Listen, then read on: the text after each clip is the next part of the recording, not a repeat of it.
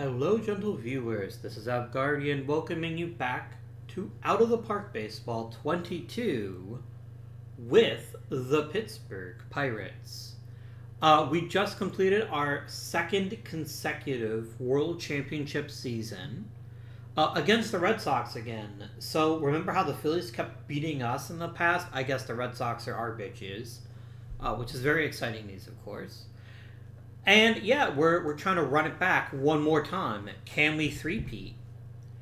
That is an intriguing question that I hope we will explore in this very episode. So, a couple things. I'm still not convinced one way or the other about Out of the Park Baseball 23 and whether we're going to keep with the Pirates or not. I'm leaning towards yes, but I want to make sure that you all have plenty of time to offer comments, thoughts, concerns, and we can consider it from there. Picking that up, moving it over, setting it down, that's for right now. The other thing people recommended, and this I will do, is expanding the playoffs, which makes perfect sense. If you do the math, we have 6 divisions with 6 teams each, aka 36 teams. And right now we only have 10 playoff teams. And that seems like it's a lot, but it's actually not. It's not nearly enough. So we're going to go ahead and explain the playoffs a bit. And I did give this some thought, but I want to see... Here we go. Customized playoffs here. So right now we have the division winners, and we have 2 wild cards in each division for a total of 10 teams. I really want to make sure... So here are the things I'm thinking of when I'm planning how to do this. Number 1, the division winners have to get a bye. That is mandatory for me. If you are one of the best teams in Major League Baseball, aka a division winner, you have to be rewarded in the playoffs. So there's a couple ways we could do this.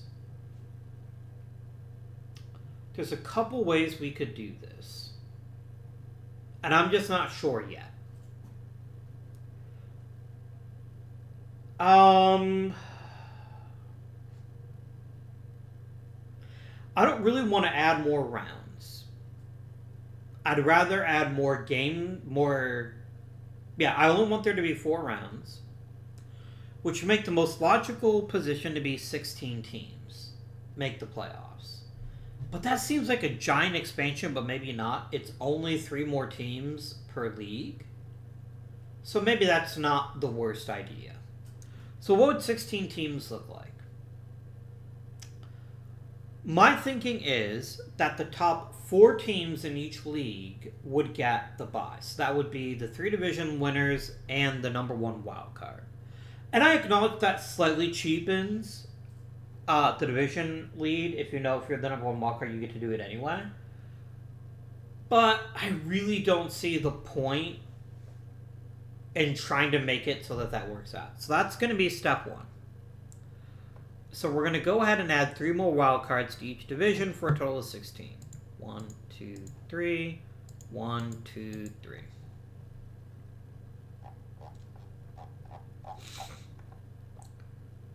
Okay, what are they doing here? Oh, I see. They're basically making it so that nobody gets a bye. No, I don't like that.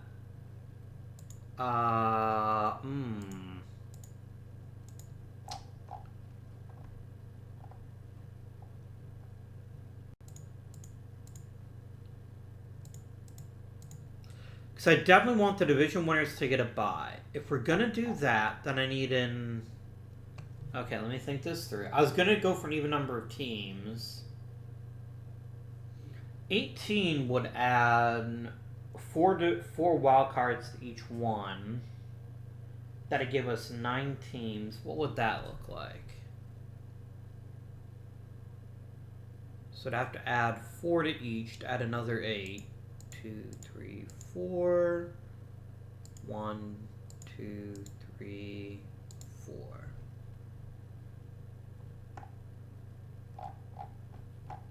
Wait, what the hell?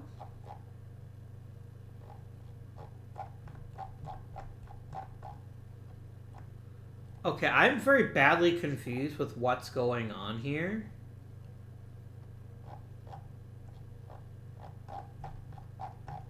Oh god, no, that adds a new division. That's stopping immediately.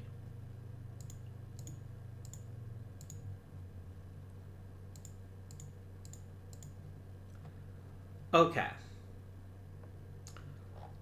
So the thing is, it expands really nicely to 16 teams, but then we lose the buys.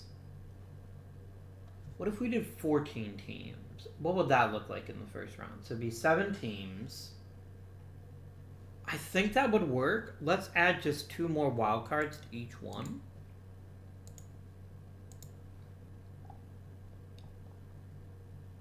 So only the number 1 seed would get a bye. I think I'm okay with that, actually. I kind of like that a lot. But well, the very best team in each league gets a bye. If we're going to do that, I'd have to increase the number of games in the wildcard round, because otherwise I don't think that's fair.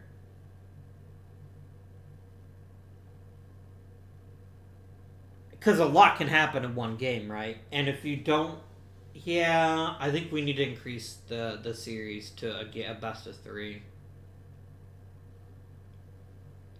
I want to limit some of the randomness. Like, I want the division winners to be properly rewarded. What if we did 16? If we add... No, that makes it even.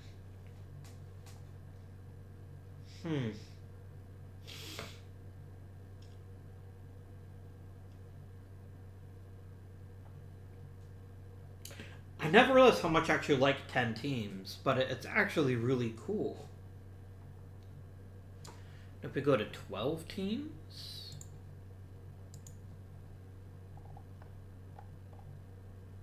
Then there's 2 buys.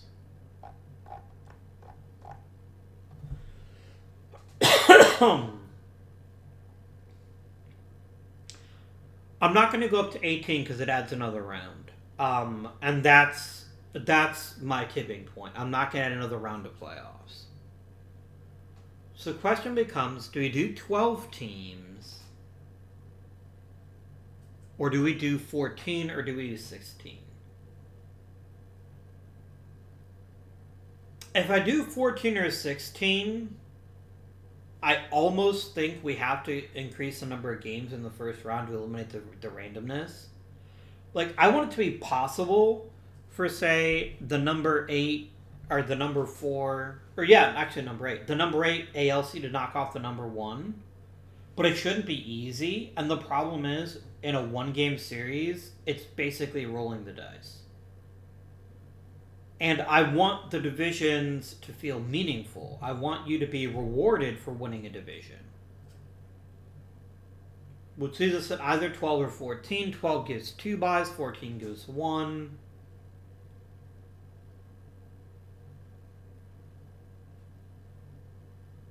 Let's do...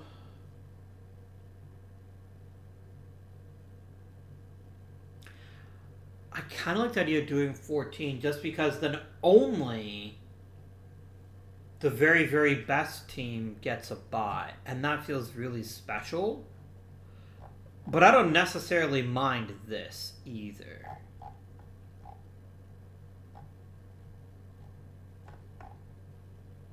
I don't mind having 2 buys either.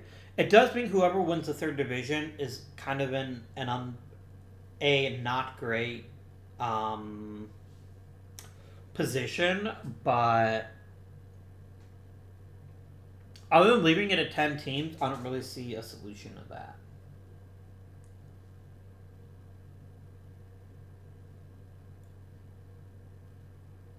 $16 teams, best of 3. Is that our best path forward, I wonder? I'll tell you what.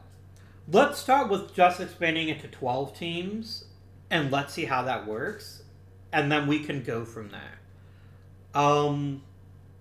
With with only 12 teams, I feel okay with the idea of just one game in the wild card round. If we go to 14, it's 3 games. I'm not gonna do anything else about that. So, do let me know, my friends, what your opinions are going forward. But for now, we're gonna go up to the 12 teams, and I think that's gonna be nice.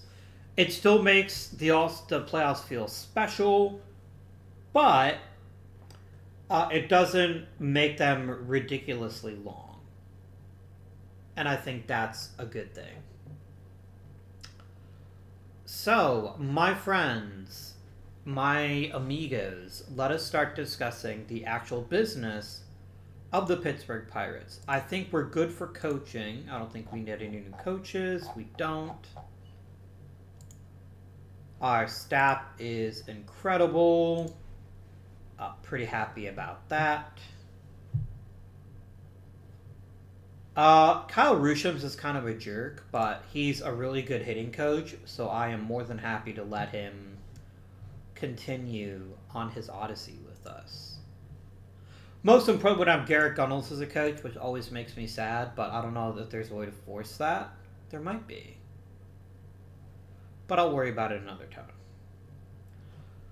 So where do we need to improve in order to ensure a return to the playoffs and indeed the World Series? Well, the number one is going to be replacing a starting pitcher, namely Mike Giles.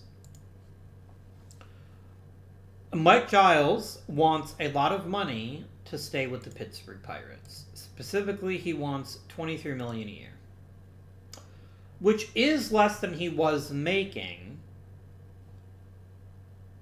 And I acknowledge that, but by the same token,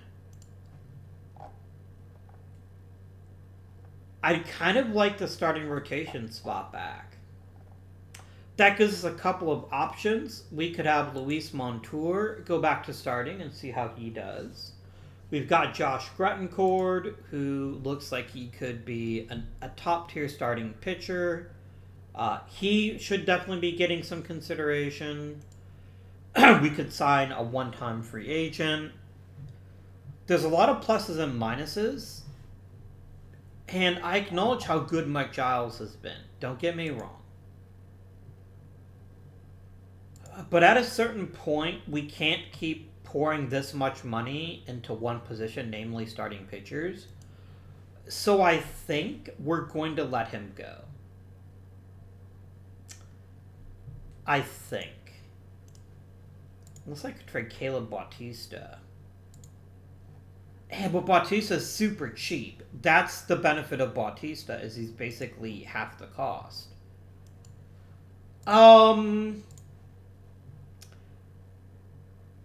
Yeah, we'll think about it. Where else could he make some upgrades? I'm always in the mood for a better catcher.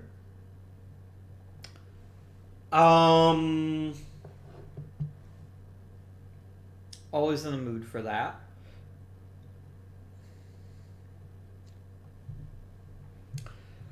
We might trade Bobby Herrera. Like, I know that seems a bit hasty, but the fact is he can't stay healthy. And he's not a terrible second baseman. I don't know, maybe I won't trade him. Maybe I should think about it and then decide from there.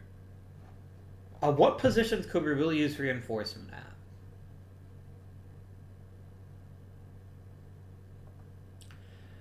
Our third and second are fine. Sergio Bermudez is a fine first baseman for now. Position-wise, we could always do with some, some depth. The only place we don't have an elite player is catcher. So that's definitely my number one upgrade for this season, is trying to find a new starting catcher.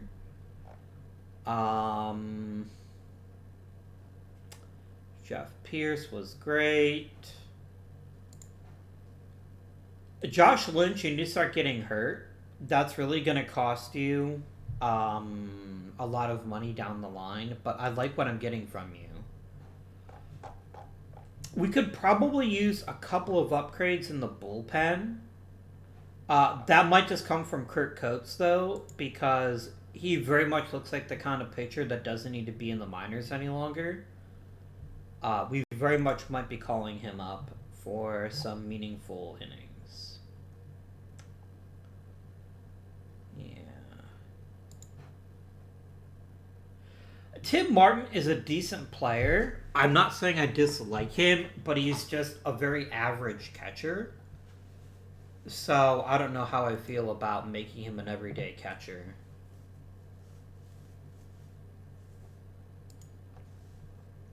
Like, defensively, he's not that exceptional. But offensively, he offers a great contact gap power bat. Do we have any holes in this lineup? We've got two top-tier power hitters in Pierce and Bermudez. Herrera is also really good power-wise, which is another reason to maybe keep him around for a bit longer. We could use more power, though. Could always use more power. Where's Avila? Oh, he's a DH now. That's right. That's right. I panicked for a minute there. Okay. I'd like a little bit more power in some capacity. Maybe Jesus Ortiz is that guy.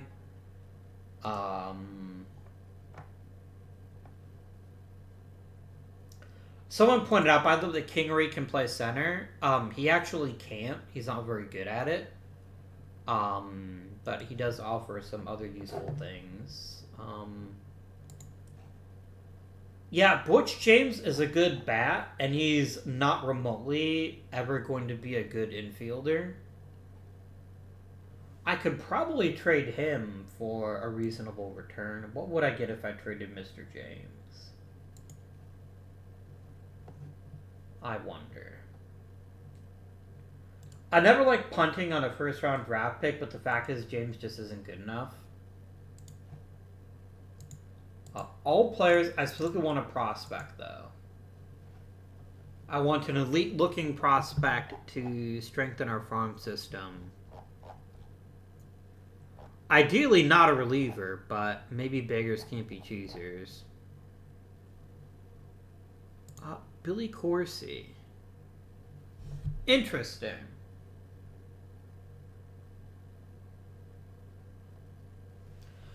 You are an utterly fascinating prospect that I have very serious reservations about. You're kind of like a low-rent Mike Giles in your pitch combinations and your overall talents. If we could get a nice bump to your potential in either movement or control, I think you could be a very good pitcher. But so far, I like you better than anyone else being offered to me. Because I like getting starting pitching prospects. You never know when you'll need them. Yeah, Billy Corsi, I'd like you to become a Pittsburgh Pirate, but I'd also like to try to grab somebody else if I could. I love Mario Garza, and I know almost definitely that you won't give him to me. Yeah. That's fair. Oh, that's very fair.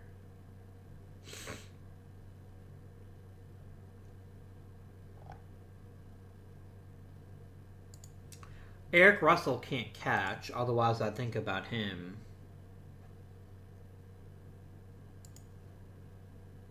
Gross. I'm going to try for Willie Diaz, too. You're probably going to tell me no, which is completely fair. Yeah, I'm just going to take Corsi. It makes good sense. We'll need to add him to the 40-man so we don't lose him. But other than that, I'm pretty okay with that. Let's quickly throw him on the 40-man so we don't lose him. Is there anybody on the 40-man who doesn't belong here?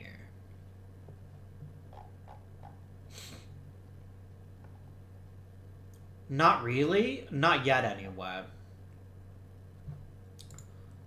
So, salary arbitration time. Okay.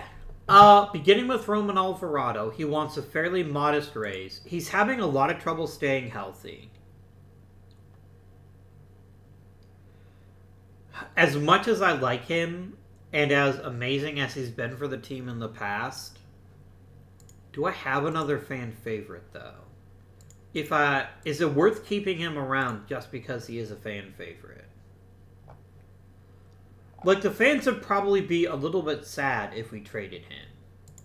Or if we non-tendered him or what have you. And he's not really asking for a lot. He's asking for a fairly modest raise. And if this is the season he can actually pitch effectively for us, he's worth every cent. But that's the rub, is we never know if he's ever going to be healthy enough. I think it's not a bad idea to go ahead and offer him an extension. So we will do exactly that. Mike Roberts, you're getting traded. I mean, I'm probably just going to non-tender you because I don't think anyone's going to want you, but you're getting traded for sure. No hesitation. I don't want you anymore on my team. Nope. And I'm not going to take on salary. I'm just going to non-tender you. You can be a free agent. Sergio Bermudez. We're still making a profit on him. Again, with the idea of 8 to 10 million per war. Even at 8 million per war, he's worth basically 24 million. He's not blocking anybody right now, but he'll eventually be blocking, what's his face? Bobby Herrera. Assume we keep Bobby Herrera, which is definitely no guarantee. There's no way I'm not re-signing him, though. Oh, but he wants a long-term contract. That's right.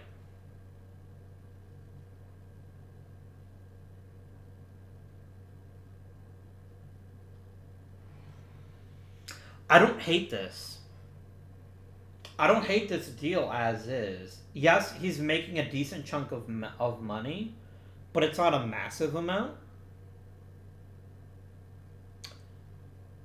And there's nothing to indicate he won't be a premium offensive player by the end of this contract.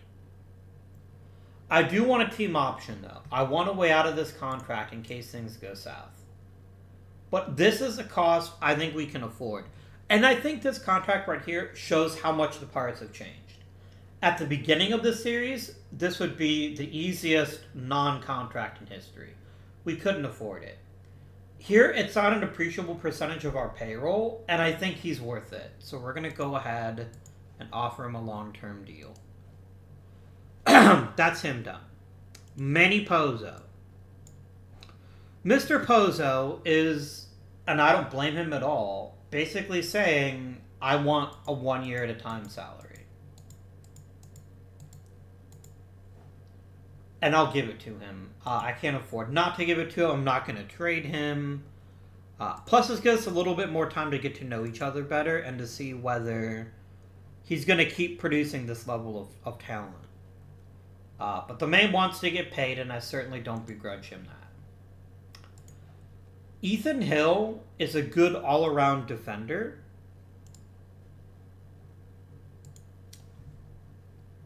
And I guess that's worth $1.2 million. I don't see a real benefit to non-tendering or trading him, so I think we'll keep him.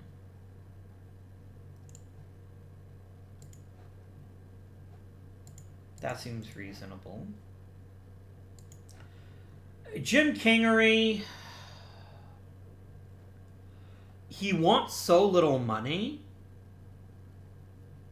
but I almost feel like we're being held back. I almost feel like we're being held back from a better bench player by keeping him.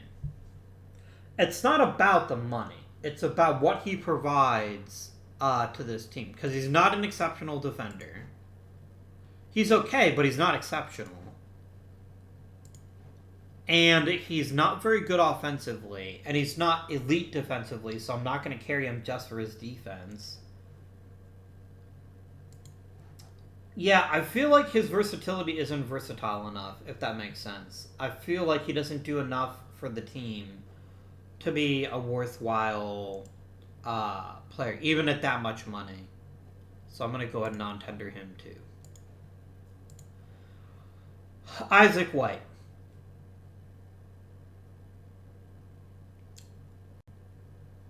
I'm not sure what to make of you, quite frankly.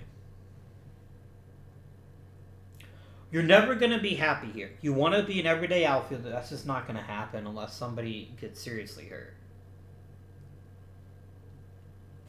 And I will never forget what you did in our first World Championship run. We don't win the World Series without Isaac White. That said, we have a lot of outfielders. And we've got even more waiting in the minors to potentially offer us with better play. But are any of them actually better than Isaac White? That's the thing, right? Is that for all of his possible faults, Isaac White is a really solid hand.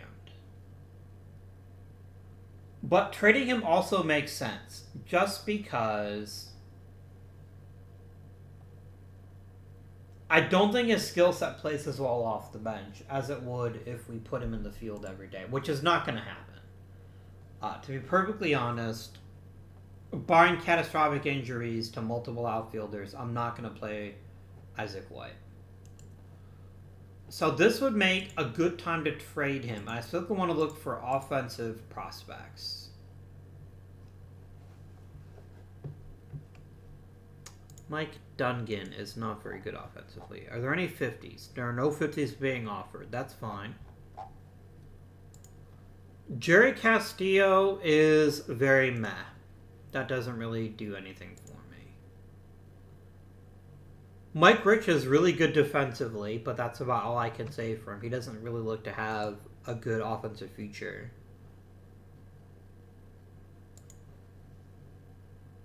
Again, excellent defensively, not very good offensively.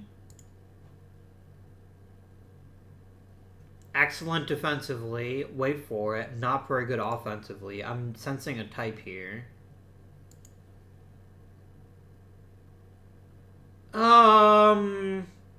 Fart noise.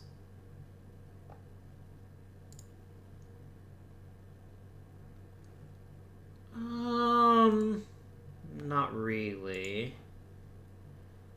Okay, so I'm not being really offered anybody that's that exceptional, so I'm just going to take the very best overall defender.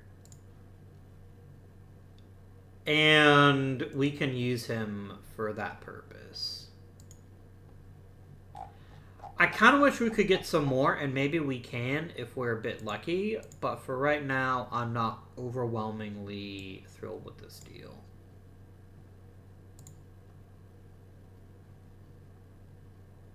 I will happily give you Alex Duran for an upgrade to the bullpen, so done.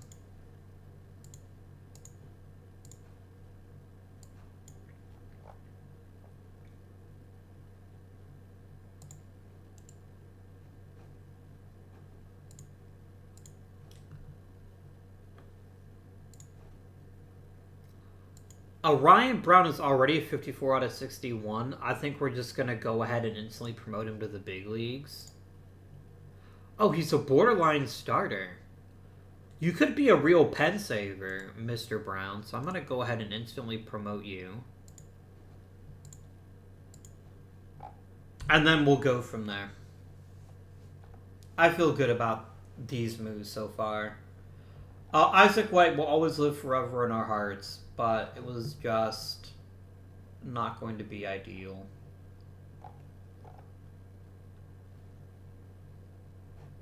Are there any good catchers on the trading block? No, there's one catcher and he sucks. Okay.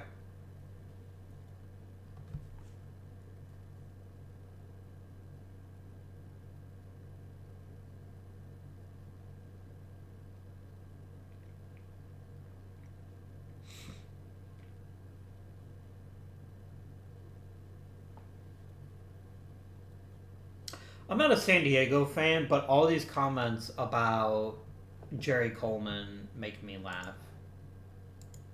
It's pretty great.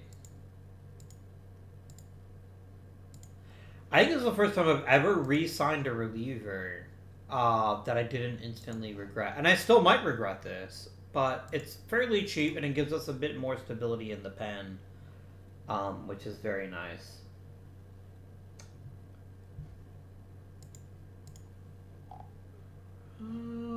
Oh great, some random dude got Rookie of the Year. Why do I care?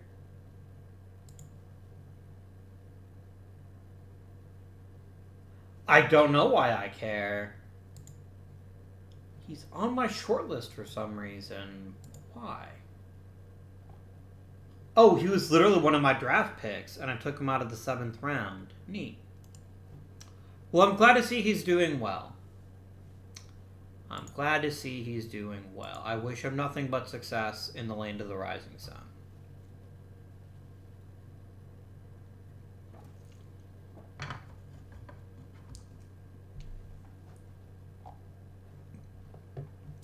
Wow. No gold gloves, no silver sluggers, but I got manager of the year. I mean, I guess that's good.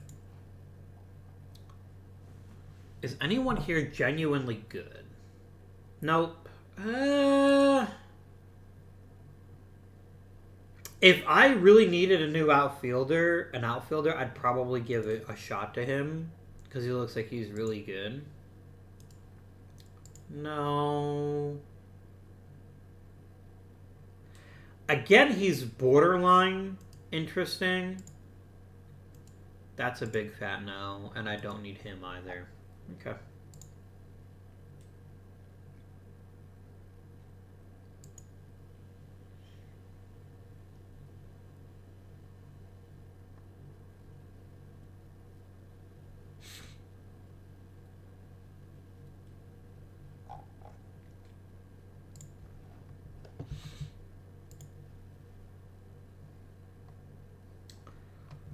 Okay, Drake Anderson is a big fat no. CJ Abrams is a big fat yes.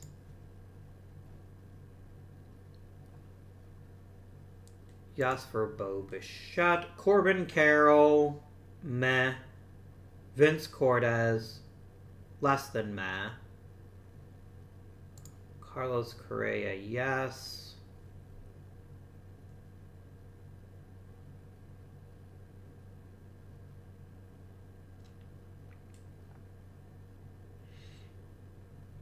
Wander Franco, nah, he sucks. I'm just kidding. Look at AJ Gracia. He carved out a really good career after we saved him. Not enough for me to vote for him for the Hall of Fame because I don't think he's earned it, but he's definitely an intriguing player, for certain. And I'm glad he was able to carve out even a borderline career.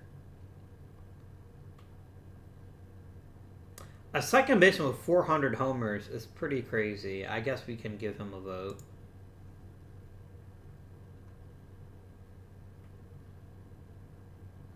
You know me, I like my defensive infielders. None of these starting pitchers do much for me. I don't know if I'm just getting a much easier... I guess I'm just voting for people just because of unique accomplishment. But I guess why you should be doing it. I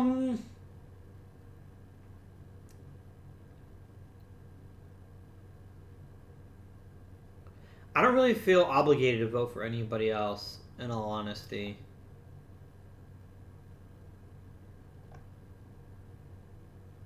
I don't dislike Dan Wofford. I just don't think he's Hall of Fame worthy. So we're going to just vote for these folks. I wouldn't be shocked if only Franco makes it and maybe Bichette. I think that's kind of what we're looking at for our expectations here.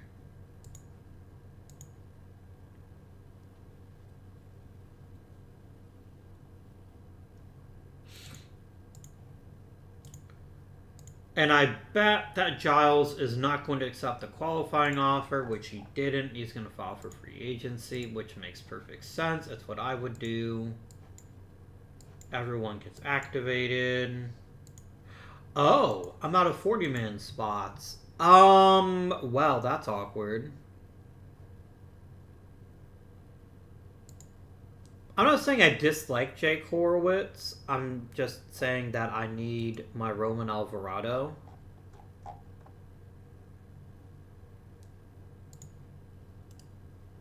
When I've got Chris Taylor, what does Jaden Ring actually offer?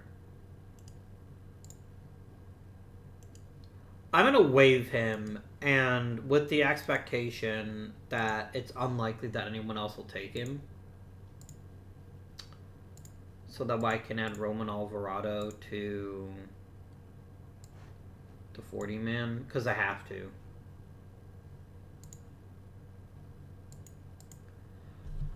Alright, we've got quite a bit of money, but we want to be very, very cautious about how we spend that money. Very, very cautious indeed. Because we've only got $13 million for extensions because of arbitration awards coming up. Wait, did Bermudez not re-sign? No, he did. Okay. Yeah, Pozo's going to be a real issue that we're going to have to solve in the very near future. His arbitration numbers are pretty bonkers. Same for Jesus Moya. And I definitely want to keep both of them. And Josh Lynch. Oh my words. It's going to be a bit rough in the next couple seasons.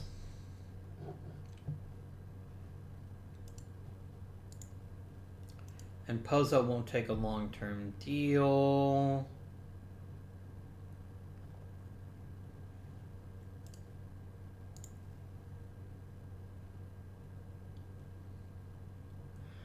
Not yet. I can't, not yet. But very, very close to considering that deal. I don't think Chris Taylor deserves an extension yet. Maybe he will in the near future, but right now he doesn't. Okay. So.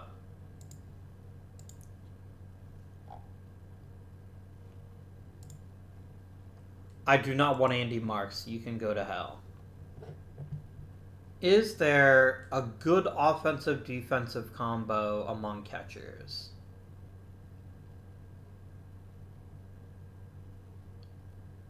Yeah, there's a lot of mediocre catchers available, so that's not ideal.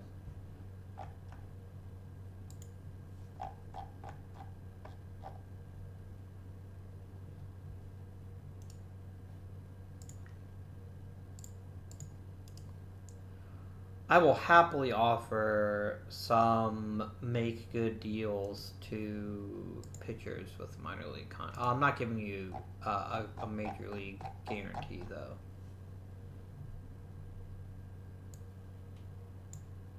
Oh, I have potential sorted the wrong way. That makes sense. Okay. It's our old friend Jimmy Weaver. I could see bringing him back for a season.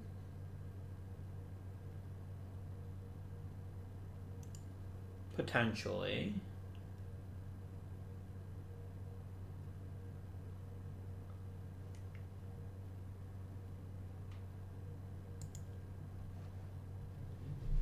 I don't want a pitcher with control that's declining that badly. I don't think that's a good risk.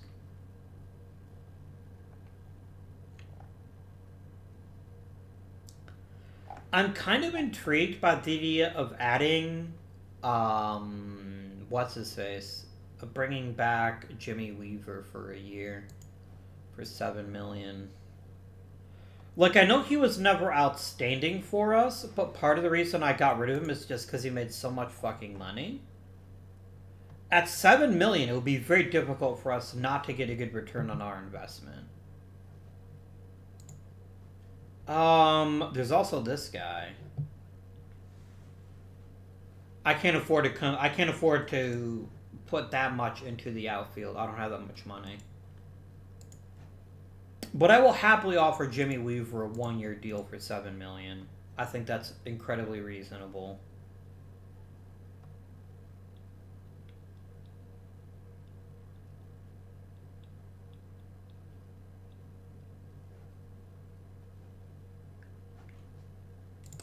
Is this former Pittsburgh Pirate Chris McNeil?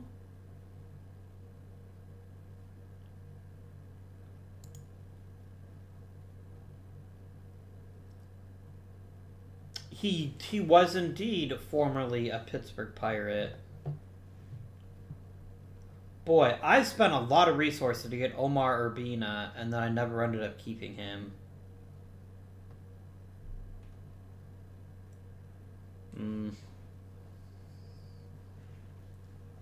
So he never actually pitched for me. Okay. I'm not... we don't have a lefty in the bullpen right now. I will give that some thought. But I think we're going to wait a bit and let this market settle some. Because right now, it's pretty bonkers.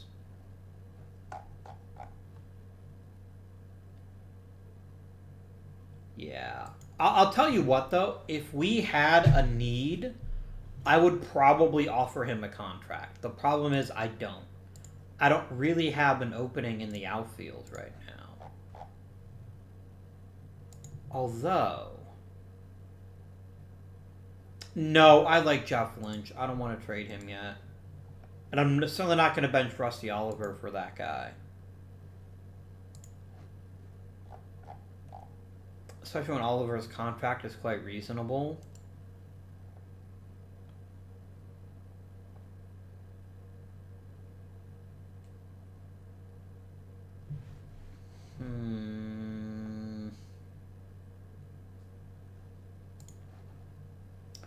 Really?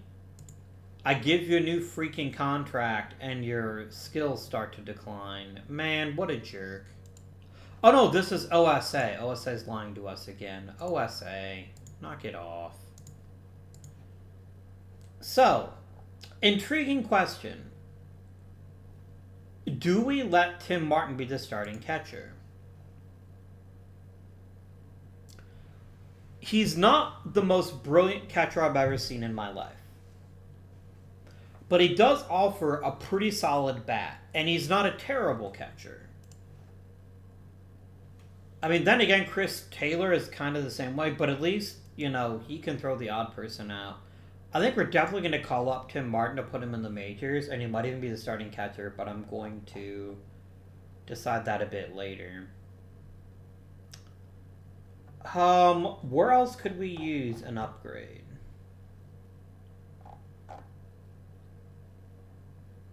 Because Jimmy Weaver lets me give Grettencourt an extra year in the minors, or Corsi an extra year in the minors, or in the bullpen, or something. I think that's going to be really valuable if we can make that happen.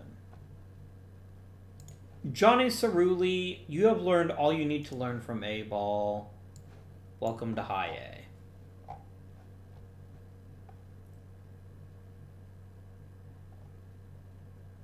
Yeah, I think this is fine for right now. I don't think there's any other free agents I really want to get in on unless something drastically bad happens. Anybody want to add to the 40-man so we don't lose him?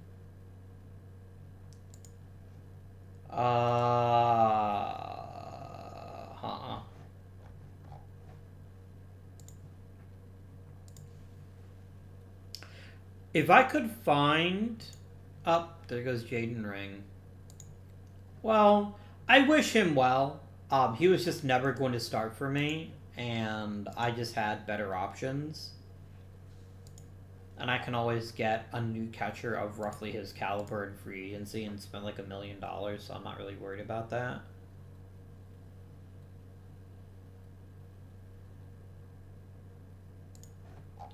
You know what?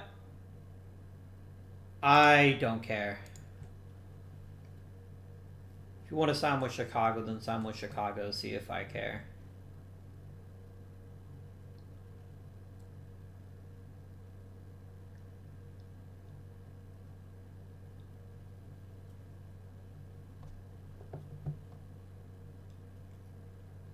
What are you offering me? You're offering me a really good reliever. And he is genuinely quite good.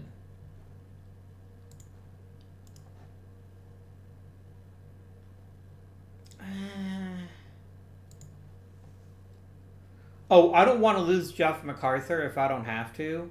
I think he is... Oh, he's not Rule 5 eligible. No, he is Rule 5 eligible, yeah.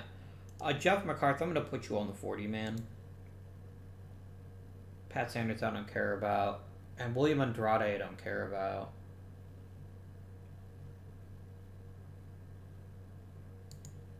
You're a really talented reliever. But you also you also get paid a fair bit of money. I don't think that's going to happen. I don't think I'm going to take on that much salary just for a minor upgrade to the pen of Bulls.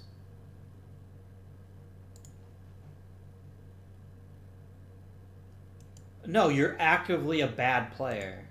I need you to not, please.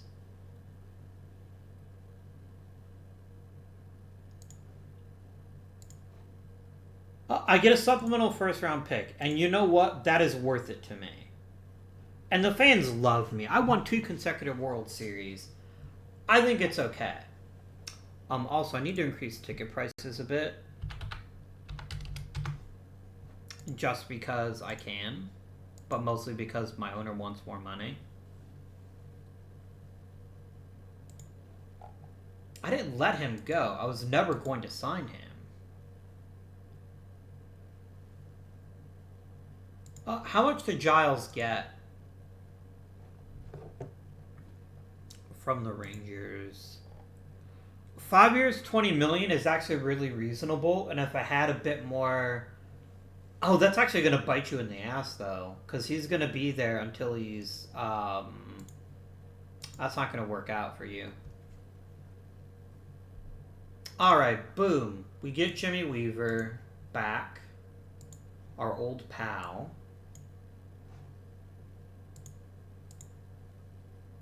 I wouldn't mind freeing up at least one space on the 40-man so we can try to grab a reliever or somebody off of... Yeah, Jim Robinson, you're not very good. I don't know why you were ever on the 40-man, but you are not any longer.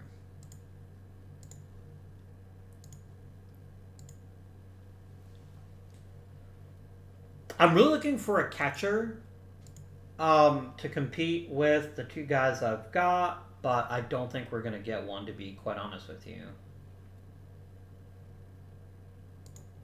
Yeah, you can leave Jim Robinson. I don't know why you were ever on the 40-man. I think at one point I valued you a lot more highly than I do now.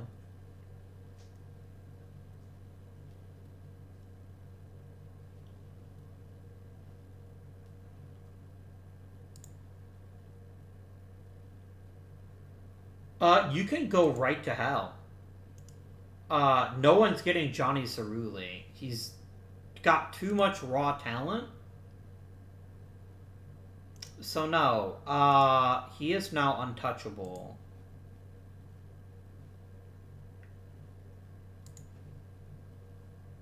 Oh no, Brad Coulombe is going to see the guru. I mean, I don't really care what happens to him. He's not very good, but... Rule 5 time.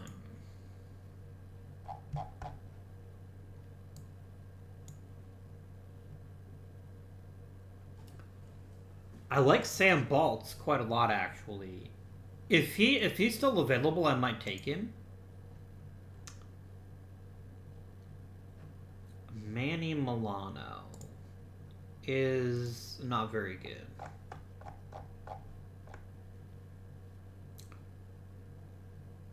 Jose Gama is a very good center fielder with a decent bit of pop. You know, I don't love his injury proneness, but I do want one more quality center field prospect if I can get one. And he definitely looks like he could be a good choice. Yeah, I'm going to take Jose Gama. Done. Easy choice.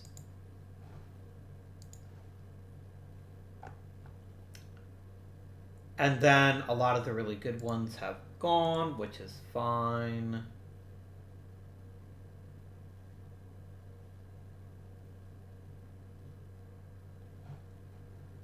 Okay.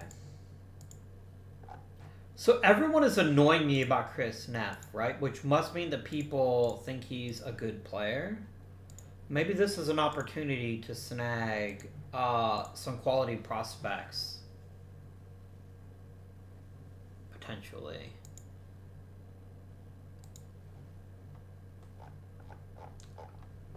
Because everyone's annoying me about Chris Neff, but I actually like Gama more. Because Gama's got some upside to him. Whereas Neff is just, he is what he is right now, which is just a reasonably okay outfielder. What kind of loot could I get for Mr. Neff? I wonder.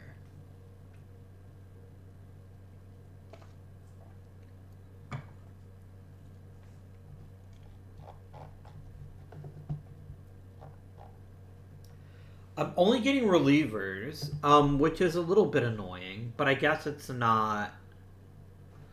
I'm going to put him on the block, and I'm going to see what kind of whoppers I get for him over the course of the season.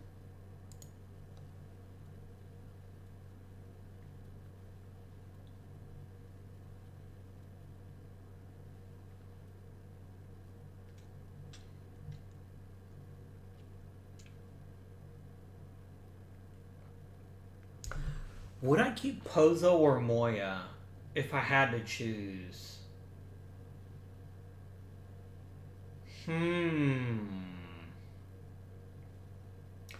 I sure do hope I don't have to think about that. I hope I can do both. Hey, for once he came back. Oh no, he had a negative impact. Well, screw you. Wander Franco made it. Very nice. I'm kind of surprised Bo Bichette is waiting so long, but I do think he'll make it eventually.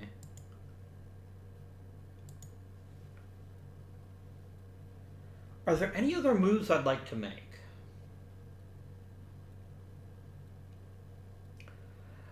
I don't think so. Sure. Let's start a charity. I always start the charities, and it's gonna be great.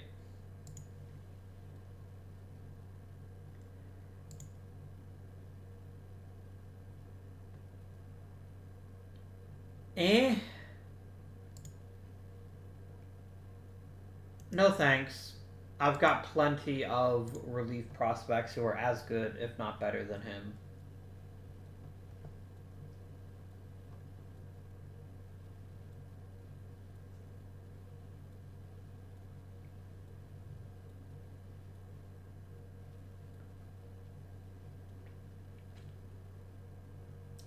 Ooh, a rule change.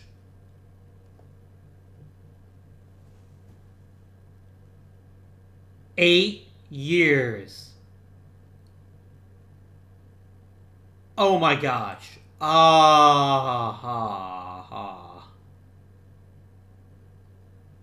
That's... So, as a player of baseball video games, I love this. As someone who knows baseball, like for real life, this would be awful. There is no way in hell that the players union would ever agree to this. Unless they got something insane in the deal. Like, I literally can't think of anything that would ever let the Major League Baseball Players Association say, hey, do you know what? 8 years of team control. Maybe having like an insanely high minor league salary, or like initial. I don't know, man. But this is, whoa.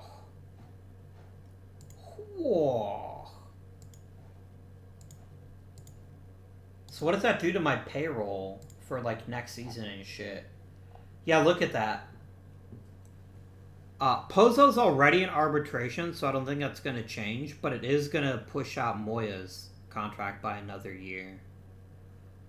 That's actually one reason to not stick with the Pirates, because I'm really intrigued by how OOTP 23 will impose the new CBA changes, like the bonus pool and the new competitive balance tax, but we'll see what happens with that, for sure.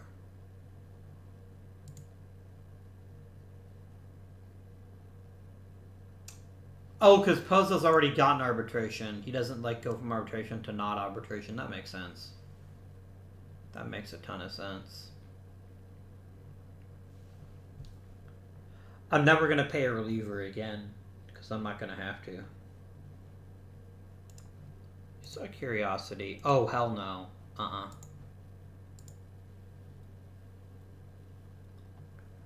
Well, damn.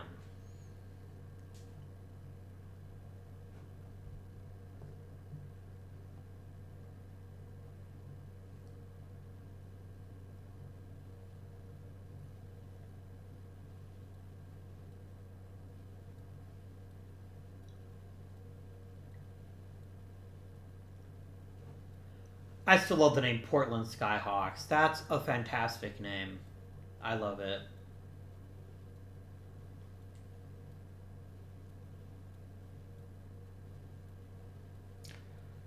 It is a top 10 name for sure. How much money did Chris Center actually get? He got a guaranteed major league contract, which I was never going to give him, so... Well played. Well played.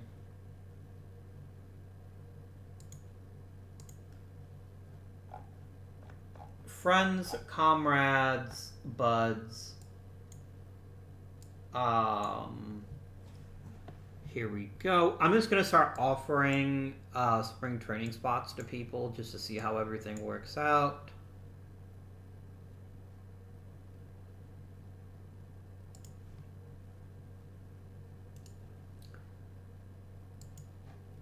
Brendan Berquist is kind of awful, as is Hagwood.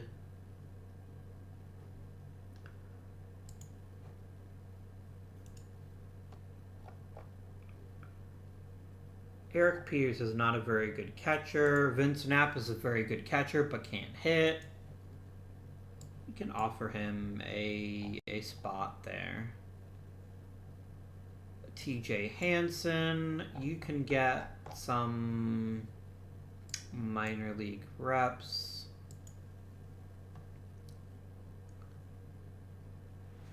Hank Hess is a weird dude. He's very weird. I do not know what to make of you, my friend.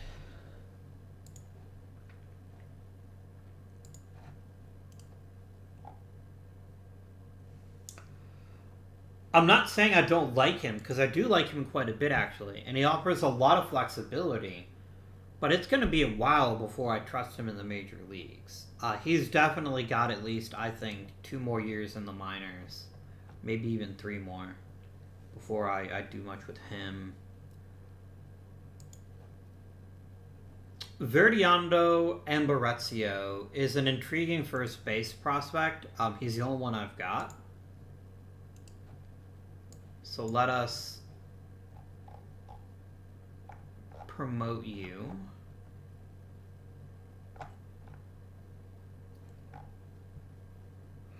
And this seems good. This seems like a good mix of veterans and top-tier players. We're going to go 6-man rotation for the playoffs, or for the spring training. My innings said Moya pitch. You know, I don't mind Moya being on a pitch count for 1 more season, though. We don't want to wreck him. And do all the things here.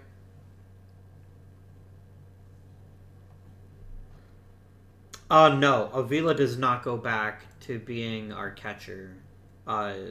You know what? This is fine. I'm not going to mess with it. I just care that they get some time to play. And then we can worry about the rest of it later. That's more important. That they have a good spring training, and we see how people develop, and then we can decide who gets which positions.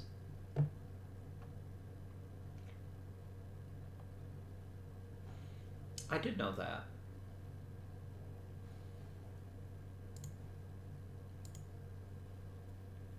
Because you know there's probably going to be at least 1 or 2 injuries during spring training. That just happens.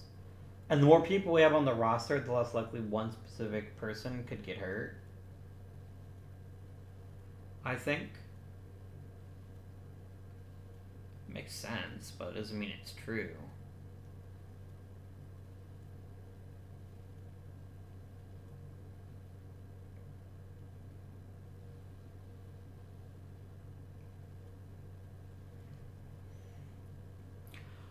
No, I'm not going to do that. I was thinking for like 1/10 of a second, what if I just put Avila back behind the plate to give us a new DH? But no, I'm not going to do that. 5 weeks for Jimmy Arneson. I quite frankly forgot he was on the roster. I'm going to put you both still on the IL.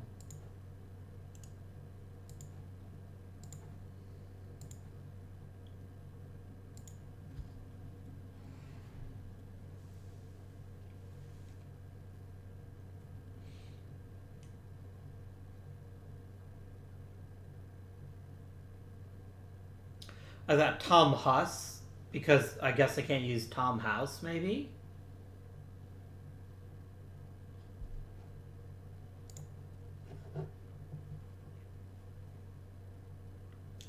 Any big changes here?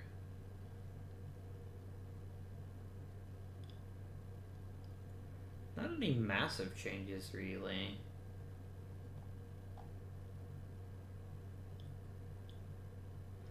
Like, Martin becoming a better hitter is only going to help him get a chance to be a catcher.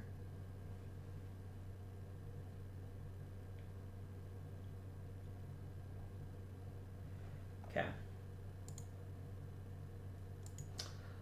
Alright, my friends, let us begin paring down the roster. So, I know a lot of people were hesitant for 12 pitchers last season, but it actually worked pretty well, I feel.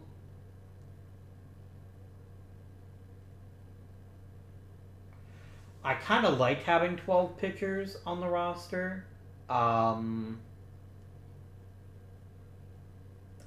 I like the extra flexibility, but on the other hand, 13 does make sense.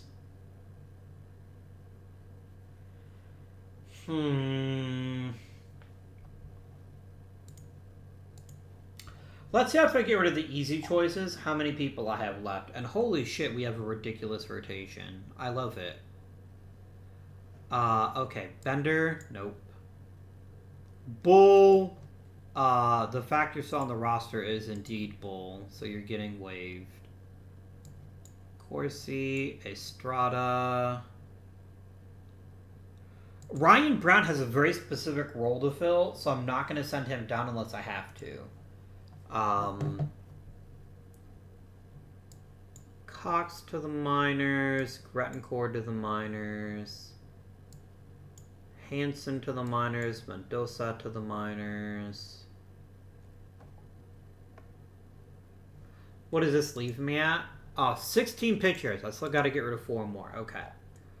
Montour to the minors. Reason being, if he can still work on his control, and I think he'd benefit more from pitching more frequently in AAA, I think we're going to have a better result in that.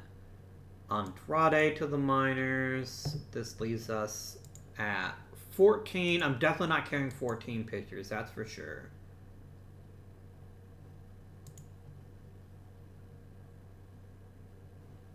Bobby Sonaire, you're going to get designated for assignment.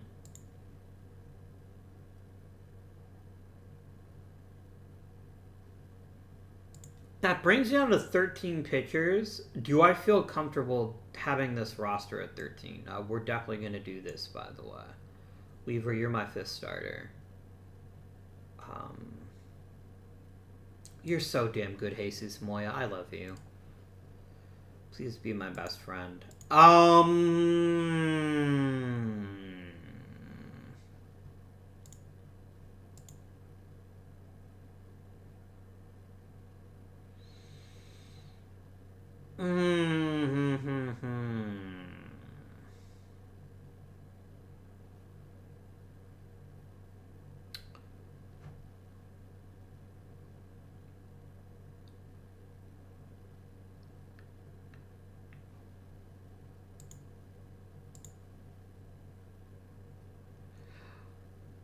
I don't think I want Jared Gall.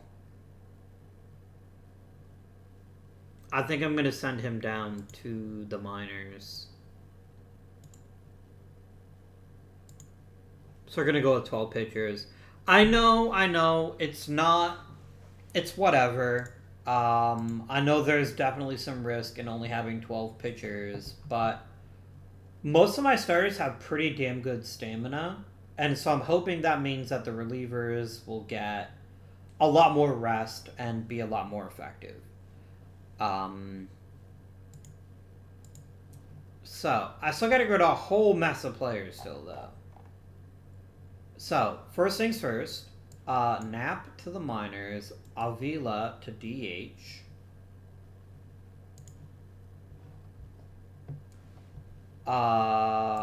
Despite your amazing name, you get to go down to the minors.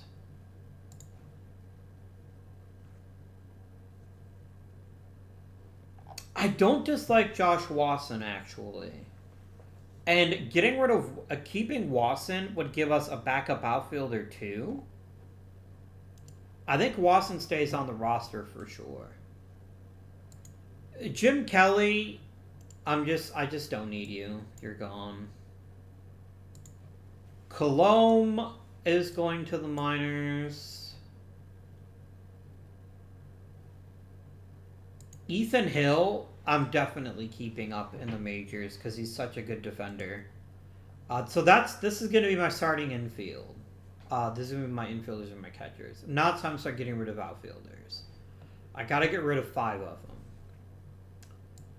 MacArthur and Horowitz. Ortiz got worse? No, he got a little better. Oh, his power slipped. I see. Okay. I don't need this many center fielders. I don't need 4 of them.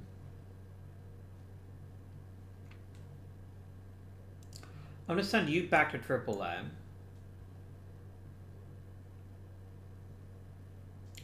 So I got to send down 2 more players. I don't need 2 center fielders, so I'm going to send Chris Knapp to the minors. And Vinny Salazar, you're going back to the minors as well. There may be someday when you get to play regularly in the majors. This is, actually... I'm going to send Ortiz back to the minors because Salazar offers a really well-rounded game and he's already fairly polished. This is as good as he's ever going to get, so it's really valuable to let him actually play in the majors and see if there's more to him that might result in him getting a role in the future that's a bit more significant.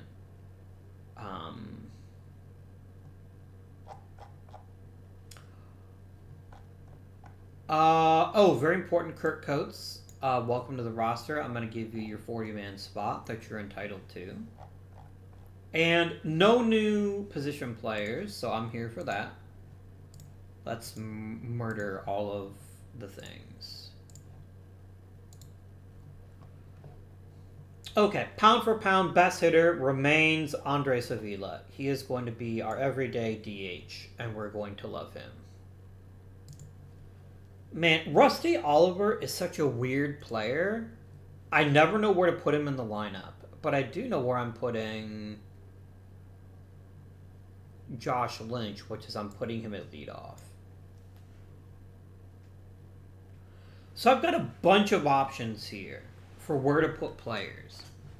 And I'm thinking I put Pozo second because of his raw gap power.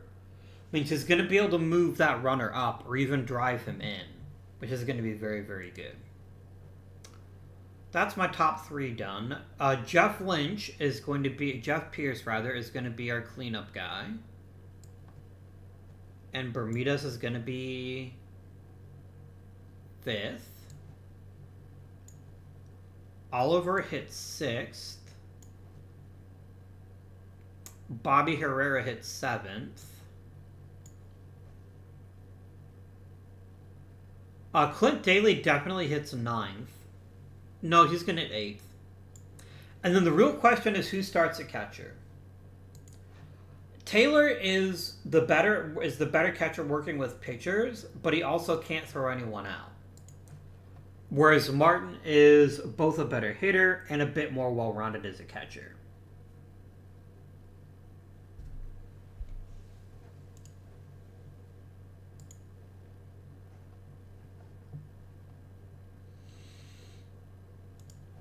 I am going to start Taylor, but Martin is going to be starting once a week. I think that's the best choice there. Martin's also going to be my primary backup at first base. And I'm going to make him an important pinch hitter. He's going to rank second. Okay, Vinny Salazar is going to back up at the corners.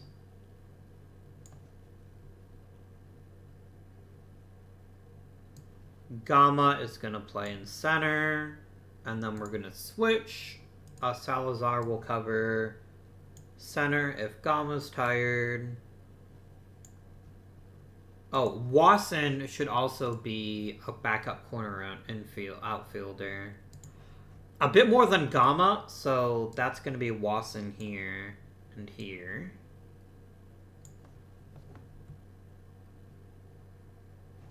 Yeah, Tim Martin, number 1 pinch hitter. Who's going to back up a DH?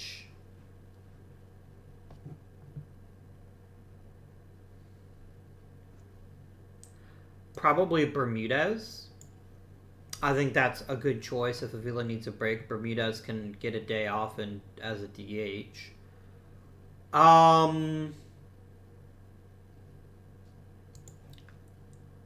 Ethan Hill is really good at second and short.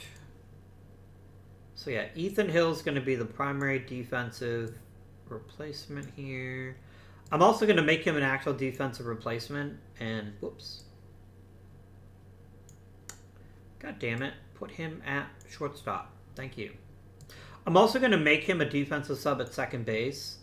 In case we have a really important situation. We can bench Herrera. And then Josh Wasson is going to back up everywhere he conceivably can. I want to get the most out of him. We don't have super great bench bats, but I've got a couple that I don't hate. Like Vinny Salazar, for instance, and like Jose Gama. I don't have any great base runners to be a pinch runner, though. I mean, I guess Wasson would be a fair pinch runner, maybe. But that's where we are. Yeah. I think this is going to be a very good lineup once again. I guess with all the positional flexibility he offers, I suppose I don't need to keep Salazar because Wasson is going to be a good backup in the corners, but you know what? I don't mind having only 12 pitchers as long as I've got someone like Ryan Brown who's got lots of stamina, which means he can pitch a long time if we need him to.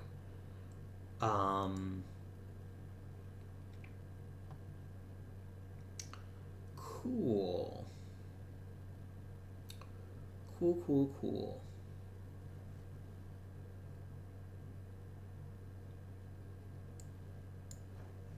There we go. I think we'll mostly miss Mike Giles because of Diago's dramatic decline last season. He really struggled in a way he hadn't in the past.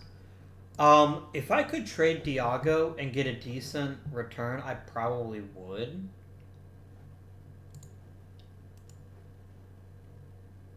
Especially that means I could re-sign. I'm going to keep him a bit longer and just hope that maybe he just was a little bit more unlucky than normal last season, but we may need to move on from him in the near future. I don't have any lefties in the pen again. I guess I don't really care about that, though. I find it ironic that for a long time Mike Terrar was an afterthought, like the last person sent to the minors, but all of a sudden he's got a big role. And I'm here for it, quite frankly. Josh Groff, I don't even remember where you came from. Oh, I got you off of waivers. Yeah, I remember that now. You're a pretty decent pitcher. I wouldn't mind a top-tier reliever if we could get one without paying too much money. I think that's the one thing this team doesn't have. Like, I'm not saying I dislike Jake LeMaster, but I am saying that if he's your primary reliever, you may need some upgrades. Is there a premium reliever we might be able to grab? I like Raul Ayala, but I'm not going to be able to get him. I don't really see any top tier relievers, so that's fine. Damn, Streeter. You've really improved since you left Pittsburgh. Fair play to Tampa for really developing you into a premium starting pitcher. Do I put Diago on the trade block? Not yet, I don't. But I'm thinking about it very strongly. Okay. Oh, real quick, like, you're a starter. Leo Mendoza is a starter.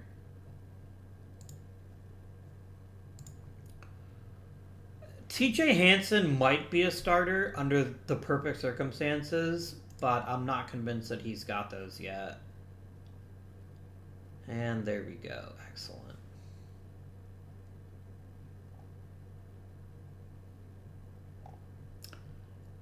Excelente. But yeah, we don't really have a premium reliever at the moment, and that may be something we might even want to explore during the draft, quite frankly. Because relievers generally have a pretty good turnaround time. Roman Alvarado, as much as I love you, my dude, I might trade you as soon as you're healthy. Same for Arneson.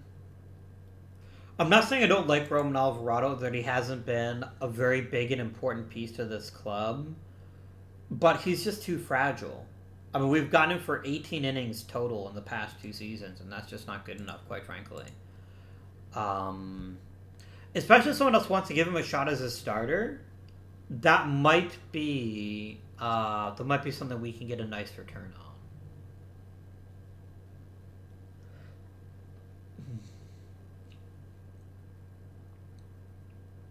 I remember Salix Brown.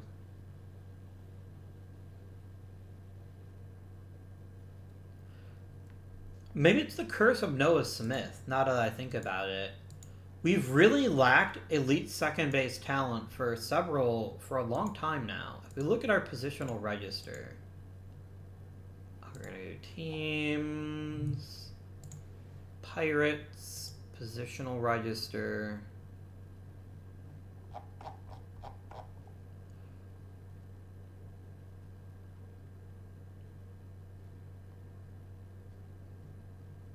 Oh, we had Adam Frazier was in second base. That's right. I remember Gavin Guidry. Yeah, ever since Noah Smith, we just haven't had a second base. Salix Brown is actually the best second baseman we've ever had. He was a really solid player for a long time. He just got a little bit too expensive. Man.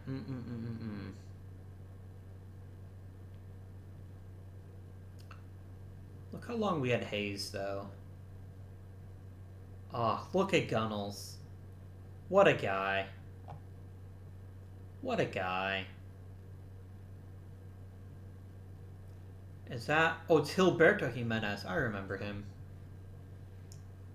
He was pretty good, actually. Oh, remember Cole Young? I remember Cole Young. I remember we were trying to figure out what to do with Noah Smith and move him to second. It's a nice little trip down memory lane.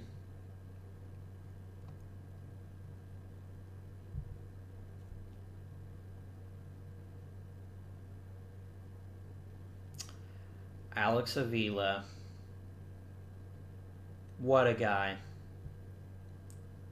Man, Nick Rosario.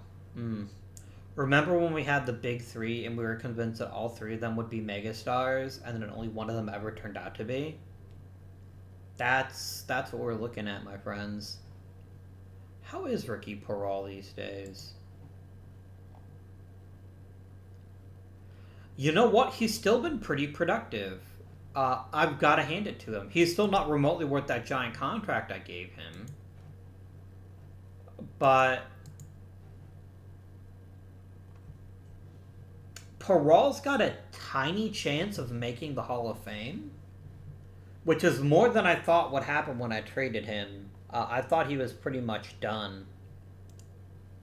What is Salix Brown up to these days? How is he adjusted to a new team? Salix Brown's not going to make the Hall of Fame. Not only 1,600 hits. He was a really solid player, though. Just victimized by his inability to hit for a consistently good average. That was really his biggest issue.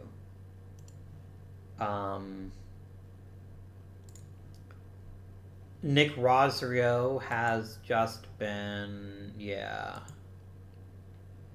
I thought he had the high ceiling of the three. I genuinely did. And then he just kept getting hurt. Poor guy. I was about to ask where Avila was. I'm like, oh yeah, he's still on the team. Oh dear. Dan Aldridge, how's he doing?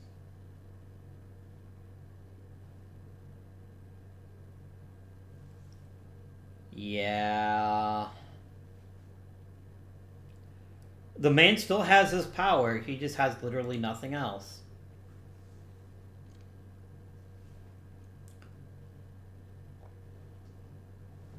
What a trip down memory lane.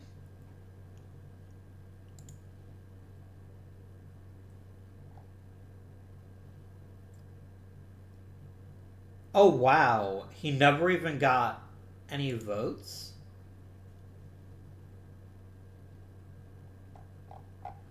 Oh, wow. He wasn't even considered worthy of the ballot. That's kind of yikes. Or maybe he didn't get any votes. I'm not sure which would have happened. He's another one, my friends. He's another one that just kept getting hurt.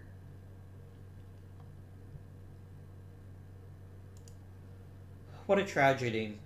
It just goes to show you how difficult it is to have a player play at a very high level for a very long time. Rusty Oliver, how are you looking these days?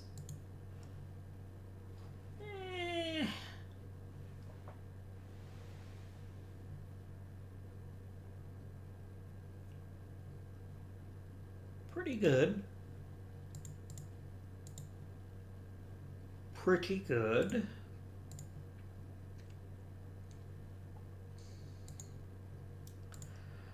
I do think it's an infinitesimal sinking feeling, but it is a sinking feeling that we're really indirectly hurting the roster by not playing Avila at DH or a catcher.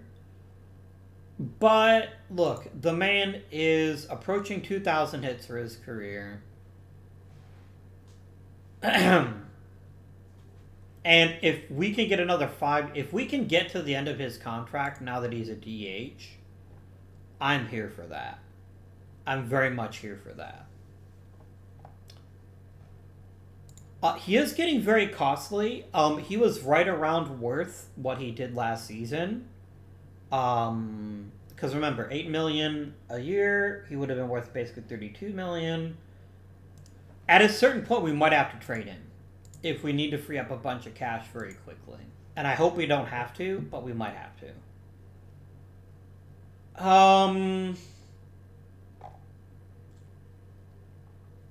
This is going to be the biggest year of Pozo's career.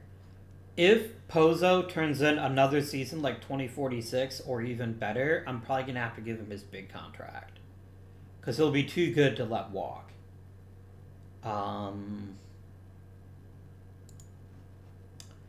And Moya, that's another very difficult song. Did he? He finished second in the Cy Young voting, so that's pretty cool. Yeah, give me career leaderboard appearances, OOTP. That would be delightful. I'd be really happy about that. 4th round draft pick. How many more players have we actually drafted? Trade, international free agent, trade, draft. International free agent. Draft, and trade. Free agent, draft, free agent, free agent, free agent. Free agent, draft. No, trade, sorry. Free agent, draft. Groth is a draft. Groth is a waiver, sorry. Coates was a draft pick.